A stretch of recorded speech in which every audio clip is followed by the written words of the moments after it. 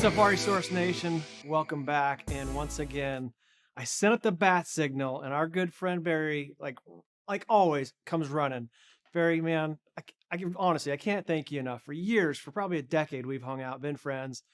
We hit some troubled times. I throw up the bat signal like I did this week and said, Barry, I need your help, bud. I need some leadership. People are freaking out. It's going crazy. Everybody's talking about inflation. Everybody's talking about higher rates. Can you just give us 20 minutes, provide some leadership? And our good friend's incredibly busy in Vegas right now. He has a million things to do today. And what does he say? Absolutely, Ryan. So, Barry, dude, thank you so much. It's great to be with you always, my friend. Even 20 minutes. So, like, guys, give Barry love in the chat log, send him a text message. Like, every time we ask for help, every time we raise our hand, like, he's there for the industry. And I can't thank you enough, man. And we need you again. Here we are. Fed came out today, and did exactly what you guys talked about. Even this morning, you're like, they can't come out and do a half, and they can't come out and do a point. And you explained why they need to come out and do 0.75. And if they do, you called it perfectly. Once again, nailed it. Congratulations. I want to talk about what every originator wants to know in general. I want to nerd out with you later. I know I only got 20 minutes, but in general, they're saying, Ryan, Barry, when does the pain stop? How high can we go up? And when can we expect lower rates? Is it anytime soon? Is it 2023, 2024? So let's kind of just start there. A lot's happened. You can touch on peak inflation because all the things that I nerd out on and read, there was a lot of people that got it right. And again, once again, you got peak inflation right. You got the Fed call right. You got the reaction to the Fed call right. So let's kind of unpack all that before we nerd out. Okay, so we want to make sure let's talk about the Fed first, okay, because the Fed did hike by 75 basis points. So here's the thing. We were very concerned that the Fed, obviously way behind the curve, our forecast this year is for rates to go higher. We showed at the end of last year that inflation was going to be moving up. The way that inflation is calculated is you look at the most recent 12 months, and each month you add each of the 12 months together, basically, and you have a year over year inflation. So as you get new months data, it replaces the oldest, now 13-month-old data. So when we got May of 2022, it replaced May of 2021. If May of 2022's monthly reading is higher than May of 2021, then the year over year number goes up. If it's lower, the year over year number goes down. Well, it went up in a big way. It caused the Fed to be very, very concerned. It's amazing because let's remember now that 3 months ago, this is the same Fed that was buying mortgage bonds, said we were at appropriate place, no Right. reason to hike rates, um, felt that that's like somebody saying, you know what, I got to go on a diet, but before I do, I'm going to really do everything I can to gain 40 pounds before I go on a diet. So it's a bit crazy that this is the Fed that we have to deal with now. When the Fed came out with this announcement today of 3/4 of a point, it's very interesting the way it happened.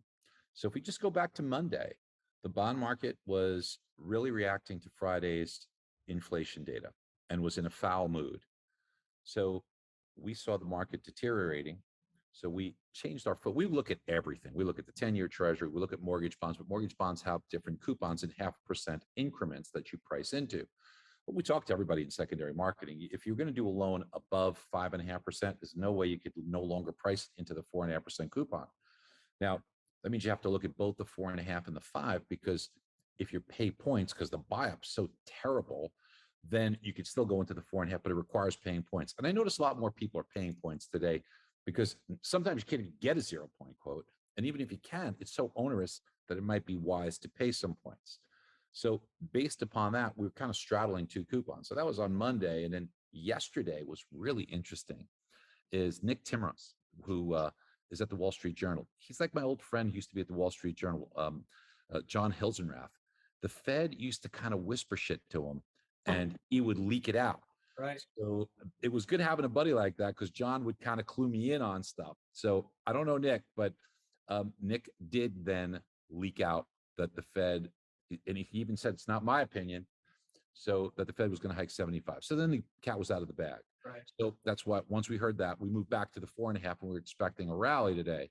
Now, during the alerts that we were putting out, we said, look, if the Fed hikes more than 50 in a crazy way, you're going to see the bond market rally in a big way. And here we are. I'll share with you right now. You could see we are right now up 122 basis points, or in the 5%, 106. So it's a big one, up 75 from pricing. But if you look at the 10-year, this is the big one for us to watch. Can it get back under 3.25? That's going to be the big thing. We may give back some of this tomorrow, but it's trying 328, but 3.25 is going to be your threshold. So you could see we get the CPI number, big drop, Monday reacts bad. And then here's where we find out towards the latter part of the day is like 3:30 p.m. We come off the lows. See this little move off the lows when the Fed leaked out. And then we said, okay, let's switch back because we expect a rally. Now, when the Fed said, hey, we are in a position where we're going to do 75, the initial market reaction was not good. We were patient. That's why if you got our text, we said, hey, there's more to come. Exactly. Comments will give direction.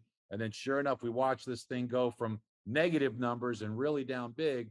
There's probably somewhere around 130 basis point swing here of where we were. So it was quite an exciting day, but we're very glad we came out on top.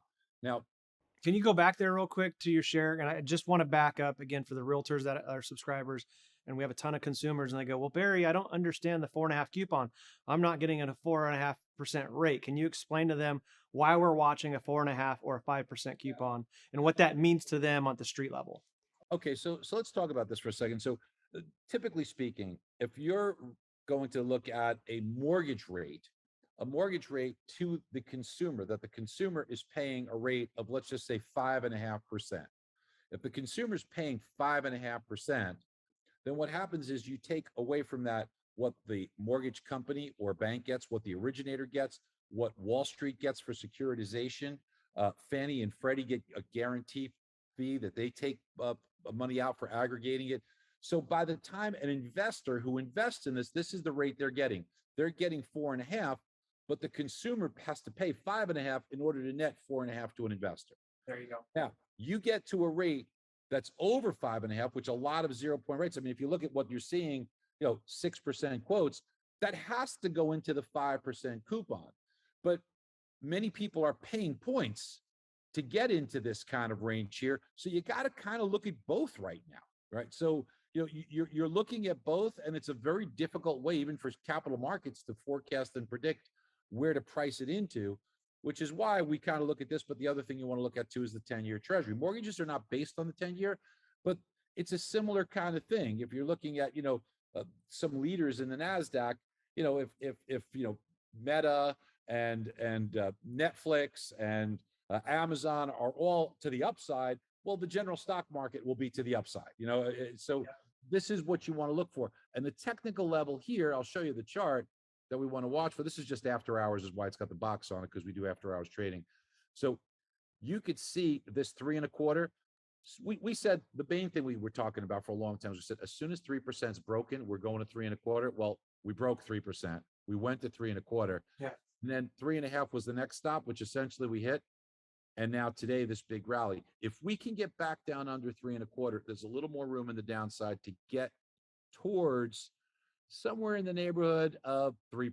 That's potentially where we could be. So we could see around a 3% yield. But listen, I wouldn't pop a champagne cork yet because it's a tough customer. I don't know if we can get underneath 3.25% on the 10-year. And mortgage bonds will respond similarly. Mortgage bonds, if you look at them again, when you take a peek here, you can see this is a tough ceiling. And that's created by something called a window or gap between the low here and the opening price here. So it gapped. You oftentimes test that, but it now acts as a ceiling. If it's a downtrend, it's the top of the window. But we do have some good signs here. We got a positive stochastic crossover. The last time we had a positive stochastic crossover, you got a rally.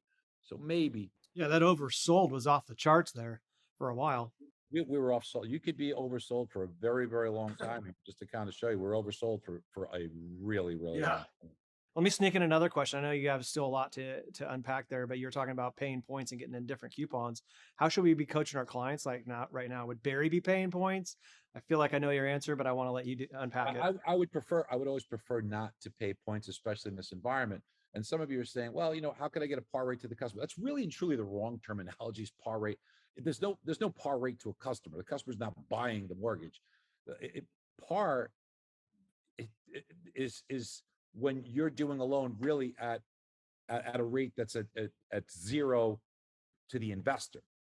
So in order to give the customer zero, well, the investor's got to make something. You got to make something, right? Wall Street's got to make something. Fannie and Freddie got to make something. So that's typically a loan that's going to be about 102 and a half.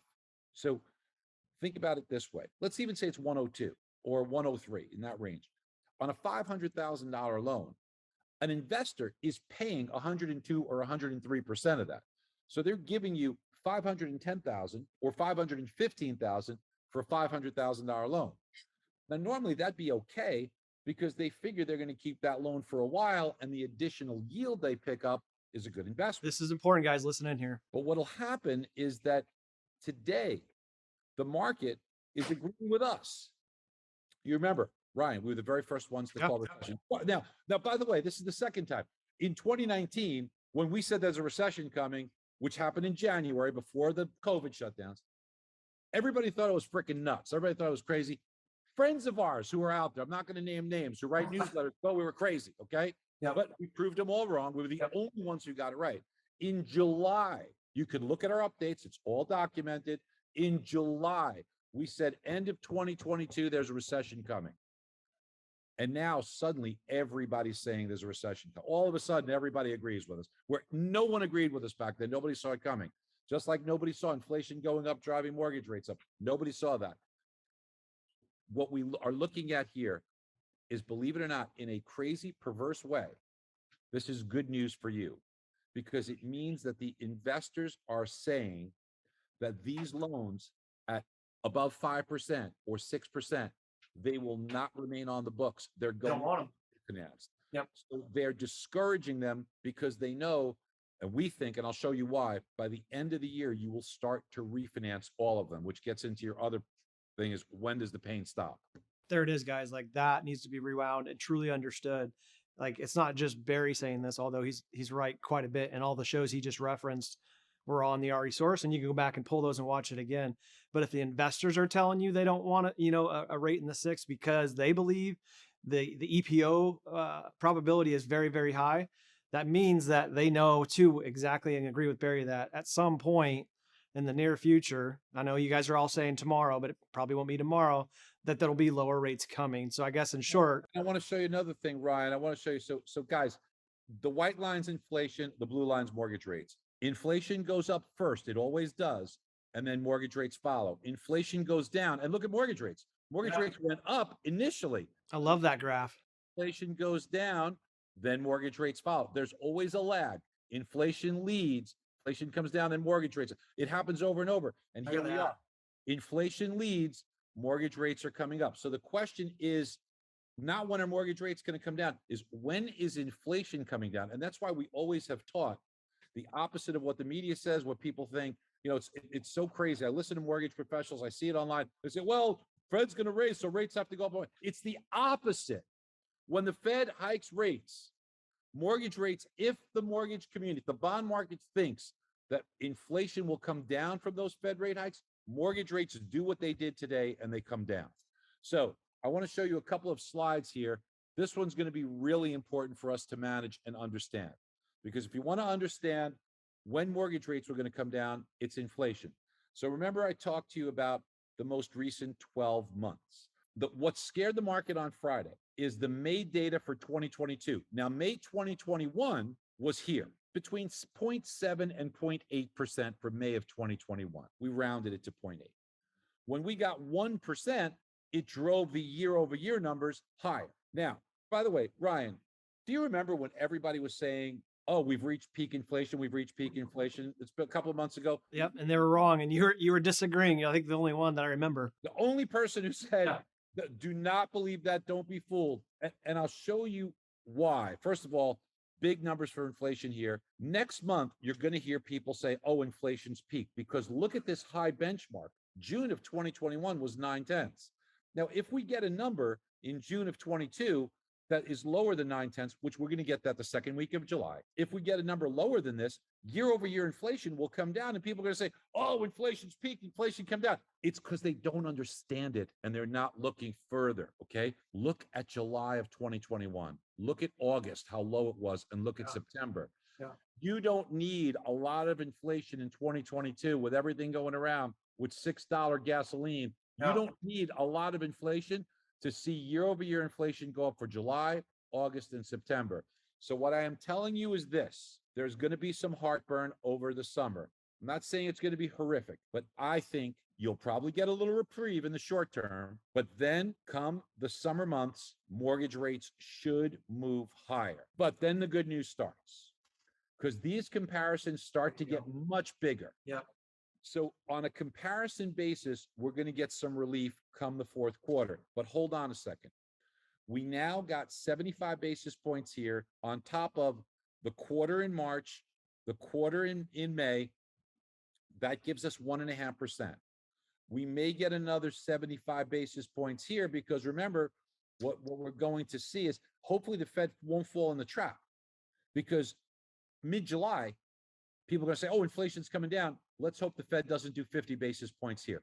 Let's hope the Fed does another 75 and is smart enough to see what we're seeing here. I don't know if they are, because they're not very smart. And then when if they do see this here, then they should do another 75, because inflation is going to go up. And by the September 21st one, they can take their foot off the gas. Now, when you hear, eventually you're going to hear the word pause from the Fed, that's a good signal. That's when I will be a big stock investor, but not until I hear that. I wrote that down. I'm listening to you there. I think the stock market has, look, only 9% of the S&P 500, which represents 80% of the stock market, has reached a 52-week low. You typically get about 30%. And while the stock market's dropped about 20% off the highs, you typically get about 35% during recessions. We are going to get a recession, ladies and gentlemen. I could show you that in a minute too. But Ryan, it's not just this. What I mean by the Fed hikes is that it will start to bite. So what is inflation? Inflation is too many dollars chasing too few products. So what the Fed will try to do is take some of the dollars away. Now, the products, that'll start to come to be, because some of the stuff in Shanghai's 26 million people. That port is locked down essentially, with so many thousands of container ships, which have goods that the world needs. Mm-hmm. And obviously the war between Russia and Ukraine not helping, oil not helping. But as goods alleviate, as demand from the Fed starts to slow dollars, you will start to see inflation alleviate. And then you got the comparisons.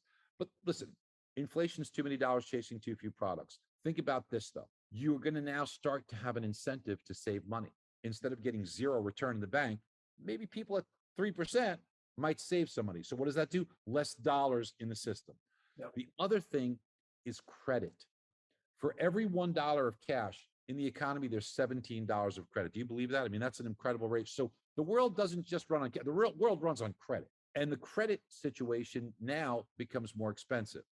So while mortgage rates might be a little bit relaxed, maybe, everything else will go up. And all the other stuff is where the real money is. Commercial and industrial loans, that $200 million, $300 million project. Well, maybe now, when it was zero, I was borrowing. But now maybe I shouldn't, because the arithmetic doesn't make sense anymore to do it economically. Because now, instead of borrowing at 3% over the Fed funds rate, or 2%, that Fed funds rate's gone up by 3%. So now my borrowing costs doubled or tripled in some cases. It doesn't pay for me to do it. So you're going to get that slowdown. So that's less dollars. This is what the Fed is trying to do. Exactly what they're trying to do. And the stock market moving lower will also cause less demand. And they're going to put us in a recession. They will never admit to it. They'll never admit to negative growth. But the Atlanta Fed today said they're forecasting 0% growth for the second quarter. That's the Atlanta Fed, okay? They'll never forecast a recession, and they'll never forecast negative. You'll never hear that. But this is as good as we're getting into a recession as possible. So it's all of these confluence of things that tell us, should rates gravitate towards or maybe below 5% towards the end of the year? I think that's very realistic. And once they're in the fours during a recession, they should come down even more. Now, look, if we didn't have this runaway inflation, if we didn't have the war in Ukraine, if we didn't have the food shortages, if we didn't have the COVID lockdowns, we could actually see much lower rates. There was a time I believe that rates would have gone lower, but I'm not getting political here, okay? It's just the policies that are in place, government policies that are in place now, are different than in that environment, okay? And that is, again, don't shoot me for trying to say something. I'm just trying to. No, it's fine, man. We know what you're saying. Okay, but it is a different world, And because of that different world, the market's going to respond differently. I want to show you another chart here. Fed hikes always lead to recessions. Every single time here, the Fed will hike us into recession. So them saying we're going to have a soft landing, that is bullshit on top of bullshit. Okay. Even soft dish is what I heard recently. Soft It's dish soft landing. bullshit is what it is. Okay. So the one time they got away with it here was we had the internet created, and all that did was postpone it. Okay. Yeah, right. So they're going to put us into a recession. I want to show you an important thing for us as well, if I have it handy here, on housing, but we'll get to that when we talk about housing. But essentially, team, we're going to go into recession. Mortgage rates drop during recessions. So you will see lower mortgage rates during the recession, and you're going to get a recession. Look, inverted yield curve, you had inversion today. Okay. You're going to get more inversions as the Fed continues to push up short-term rates, and as inflation abates, long-term rates go down, you get more inverted. A little bit of a head fake then, huh? And by the way, the recession will cause the unemployment rate to go up. I know everybody says, "Oh, how could we have a recession? The job market is so great, right? We got the unemployment rate so low." Uh, that's when you get a recession. You get a recession when the unemployment rate reaches its lowest level and starts to move up, not when the unemployment rate is high. It's when it's at its lowest level. So it's at 3.6. Watch over the next few months. When you see that tick higher, that's when we're going to go into a recession around the corner. Could happen by the end of this year, maybe early next year. But here's another stat you should know.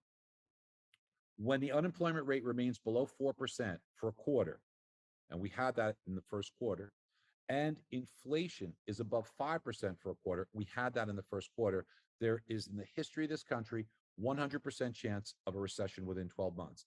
That says that by the first quarter of 2023, there has been historically 100% chance of an inflation. So guys, that's within 9 months, we're going to be in a recession. So does it happen end of this year? Does it happen early next year? I'm not that good to tell you.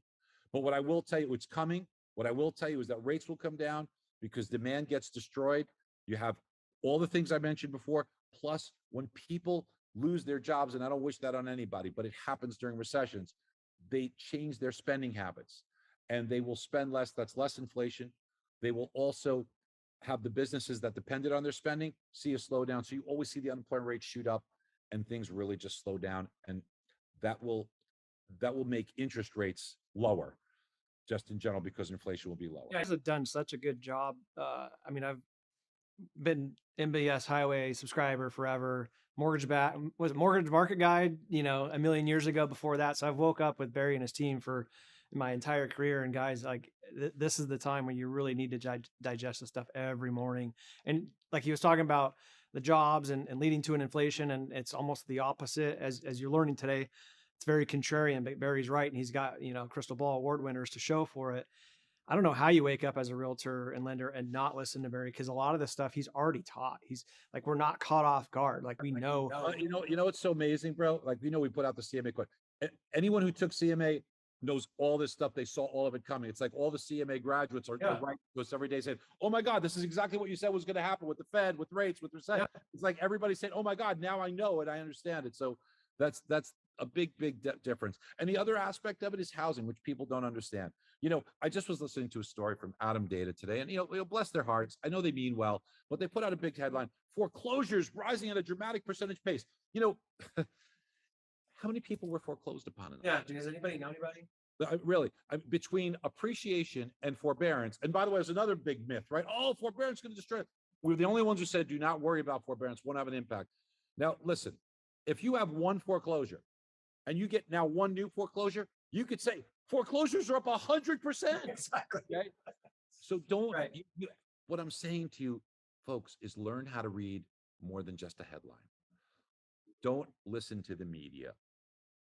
Understand, learn, get factual about it. As far as housing goes, we've been telling you that we're going to see a slowdown in appreciation and in transactions, but we will not see prices decline for so many. That's a whole other, and you and I have gone over that so many times, why that's going to happen and why we should not be worried about that, like people are saying. And people are talking about an inventory build. Do you want me to just go into real quick a couple of things about inventory just to show you?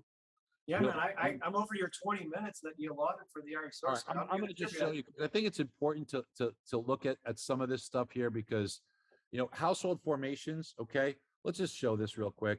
So household formations right now, we got 1.4 million households being formed. So what's a household formation? Somebody leaves mom and dad and they occupy a new place. They go and they get their own place. So you're occupying a new residence without vacating one. That becomes a household formation. A couple that's living together and they decide to split up. So somebody stays in the existing one, but now you need two instead of one. So you take up another residence without vacating one. Okay. So household formations in the United States, 1.4 million, which is kind of on the high side historically, about 20% above average. So that's your demand. So what's the supply? So please, everybody, this week, you're going to get housing starts. And the media is going to get it wrong. They're going to say, oh, look at the housing, 1.7 million maybe housing starts. Well, they never take into consideration that about 100,000 homes get destroyed every year. So if they did, they'd know it's 1.6 million. So now they say, what the demand is 1.4 million, right? Wait a second. That's only 200. That's 200,000 homes more. Aren't we adding to supply? Isn't that overbuilding? No, because you know what housing starts counts, and nobody looks at this. You put a shovel in the ground, it's a housing start. But I can't live in a little hole that somebody put a shovel into. Okay. I need a house. So you look at completions. Completions are 1.3 million. After destroyed, you got 1.2 million. We need 1.4. We're still underbuilding, folks. And there's already a hole. Freddie Mac says it's 3.8 million. I don't believe them. I think they're wrong. Even if it's a million, even if it's 1.5 million, we got a long way to go before we get too much supply. Look, you want a housing bubble? There was 3.8 million units for sale. Today, there's 1 million existing homes for sale. But folks, this doesn't tell the whole story, okay? You hear people talking about inventory build, and they say, oh, look at the inventory build. It was 850, now it's all this new inventory. If they would just look at a chart, they'd see it happens every single year. So why does this phenomenon happen every year? I will tell you. It's because if you have children, or if you remember when you were a child in school, a kid that came in to a class in the middle of the school year, it was harder for them to integrate. Okay. It was harder for them because all the friendships were made. Kids are a little hard, so parents are cognizant of that. I'd like my child, if I'm moving to a new area, to a new school, to start at the beginning of the school year. It'd be better for my child. So if I'm going to do that, when do I have had to have completed the purchase of my new home? In the summer, which means I had to have sold my home in the summer, which means when do I put it on the market? In the spring, which is why it's called the spring home buying season. Some people think it's because there's flowers. No, because that's when you need to sell your home so your child can start at the beginning of the school year. That's why it happens every year. But Ryan, look at the trend. But now, even if you said to me, well, Barry, there's 1 million homes for sale. Wrong. The media doesn't understand it. That's inventory. Do you know what's included in inventory, Ryan? Homes under contract. Do you know how many homes are under contract right now? 600,000. So in this country, with 340 or so million people, with 130 million households, do you know how many homes are available? Listings? 400,000. Now, there's another 35,000 in new construction that you can move into. That's the total inventory you can move into. Don't go by this 400,000. Move into is 35,000. And there's some for sale by owner, for sure. But this is active listings. And if you were to look on a historical basis, because there were also FSBOs here, there was also new construction here, just take a look at what has happened over the last few years. And if you want to see, is there a lot more inventory? I don't know. You tell me, is there a lot more inventory? You tell me. Now, look, is there 40 offers on a home anymore? No. But you're still going to see reasonable strength. Now, don't get confused. If somebody's got a home that will appraise at 500, but they listed it for 579, and now they come down to earth because there's no bites at 579 to 500 or 510, that is not a price reduction. Okay. That is a realistic down to earth reduction. Right. Right. That's all it is. One more thing. Last thing. Vacancies. This is an important one because I'm motivated to drop price if I'm carrying 2 homes, right? Because I'm spending $5,000 a month for the mortgage, taxes, insurance. I got to cut the grass. I got to keep the electric on. It's a pain in the ass. So, okay, I'll take 5,000, 10,000, 15, 20,000 less. It beats me holding this home for 3 or 4 months, right?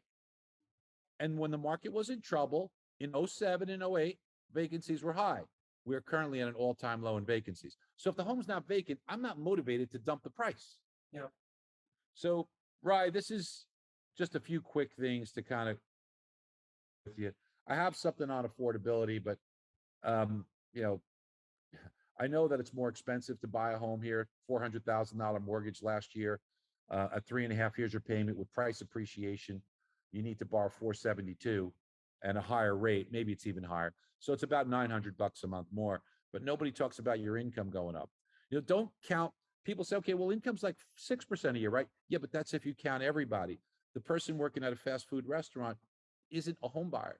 So why are you counting people that can't buy a home? Yeah, good Count point. those that can. So your income on average has gone up enough to offset this, but it doesn't tell the whole story. Look, between food, gasoline, services, you're not covering the distance difference. It's harder, it's more expensive, but it's not as bad as the media says it is. I'm gonna go through my questions. I think you answered them organically because you're just a gangster like that, you stud. So, when does the pain stop? You touched on that. How long is the run up? You talked actually about a little bit of a head fake in the summer, and then towards the end of the year, and you explained why. That was awesome. How high can they go? Maybe we didn't touch on that. I've read stuff in 10, 11, 12%. I don't. It's hard to say because it Yeah. really depends on the course of inflation. It's some of it is the Fed, some of it is what does the administration do about gasoline. We told you when they did the strategic oil reserve that was just garbage. Okay, I mean the strategic petroleum reserve, that's just garbage. Uh, that's like putting a band-aid on heart surgery. You know what I'm saying? It doesn't look. There has to be changes that have to be thought and made on the policy that we have in order to really bring down inflation. And the Fed, in the meanwhile, all it has is a hammer, and all they're going to do is hammer down demand and destroy demand. And they're going to make the stock market drop. They're going to make people become unemployed. They're going to make borrowing expensive and an incentive to save. And all those things, while painful, they're not as painful as inflation. Here's the thing: inflation affects everybody. So what the policies have done and what the Fed has done is they have hurt 330 million people to benefit very, very few people. Well Now, said, by the way. Lacey Yeah. Lacey Hunt did a beautiful piece on this, and he explained beautifully. Lacey's one of my mentors, and Lacey explained how much damage the administration and the Fed has done with the policies that they have. Again, I'm not getting political. I'm just telling you what he said because these things they may be well intended to help a few people, but they never look further to see the collateral damage it does to everyone. And now the reason why it was called inflation genie is because once it's out of the bottle, it's really hard to get it. That's what we're feeling right now. It's really hard to get it back in. I mean, they created euphoria in the midst of a worldwide shutdown, guys. Like, there's going to be ramifications. Barry's analogy of putting that genie back in the bottle, that doesn't happen overnight. And there's no soft landing. And there's going to be days like yesterday and the day before where it scares the shit out of you and you want to hang up your cleats, so to speak, and call it a day. Don't. It's fine. We will get through this. Things are going to get better. Okay. This is going to be a little bit of a trying time. I get that. I know that refinances are few and far between. I know that there's more competition for purchases, but you got to hang in there because the rewards will be great. You will be in a period of time that is being set up now. The seeds are being planted for tomorrow's refinances. The market is positioning itself so that you can have a sustained good housing market. Inventory will come on, more activity will come on, and you will see interest rates that will be in a good place. They're going to be below 5. They'll probably wind up settling in the low 4s, but it might take a year to get there. Hey, a year is a really short period of time. You'll start to see relief in the fourth quarter. Some speed bumps ahead over the summer. Just be prepared for it. Okay. Do the very best you can. Work as hard as you can. Be as smart as you can.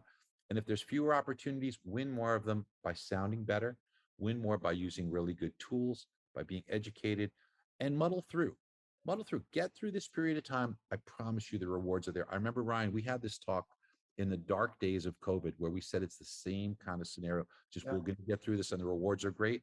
I see a similar good picture ahead for us. Love it. That's exactly why I wanted you on, man. You did it in a perfect way. And you couldn't have said that out of the gate. You needed to explain why. Like, there was a ton of intel as to why that makes sense. So it's not just somebody saying, hey, it's going to be fine. He just showed you why.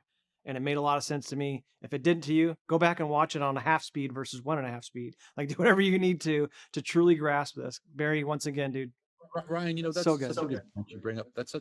This stuff is not hard. Okay.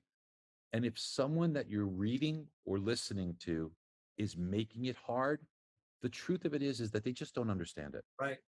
Because if you have full mastery of something, you should be able to understand it in a way that can be explained and articulated to others. It may take time, it may take visuals like we had to do. It may not be 2 minutes, but it's something that you should be able to convey. And that's when you know you're getting something that makes sense and that's likely. If it sounds too crazy and convoluted, you're all intelligent. Okay. If they can't articulate it to you, then they don't really have a good answer. Yeah, man, I've given you that compliment over the years. Like, you're 100% right. When you've mastered something, you can use an analogy at a grade school level. So somebody in first or second grade can understand something complex like bond trading, or why the Fed does what they do. Raises rates and lowers them. And so I couldn't agree more, man. It's exactly why you're in such high demand in times like this. Like, Barry gets it, and he can dumb it down and explain it to somebody that's just an originator, a realtor, or somebody even just watching because it's interesting. Yeah, but you know what? The truth of it is, right? It's not dumbed down because everybody listening to this is really smart. All we're doing is translating it because, two really intelligent people that speak two different languages will have a difficult time communicating. Yeah. But put a translator in between them, and now they get it and they understand. And that's all we're trying to do here. We're just trying to take this, and because we understand it, we can translate it. Love it, man. Thank you again. You gave us way more time than you allotted. I appreciate it. It made a lot of sense to me. I'm encouraged. I hope you guys are encouraged. It's going to be better days ahead. We're going to withstand a few rough months. It's not the end of the world, guys. We can do this. Like, we've been here, done that. Like, maybe it's not the exact same thing, but we can withstand a few bumps. It's fine. There's better days ahead. Barry, if he's been on the show countless times, and you can go back and watch when he's talked about this, and then it's come true, like what you referenced, in 2020. It's like, hey, it's all right. Calm down. I know it seems dark right now, but it's going to get better. And guess what? We had the 2 best years probably ever in the industry. So guys, it's going to be okay. Better days ahead. Thank you, Barry, for helping us see that, helping us understand that. Thank you for always doing such a great job, Brian. Appreciate you, bud. See you guys next week.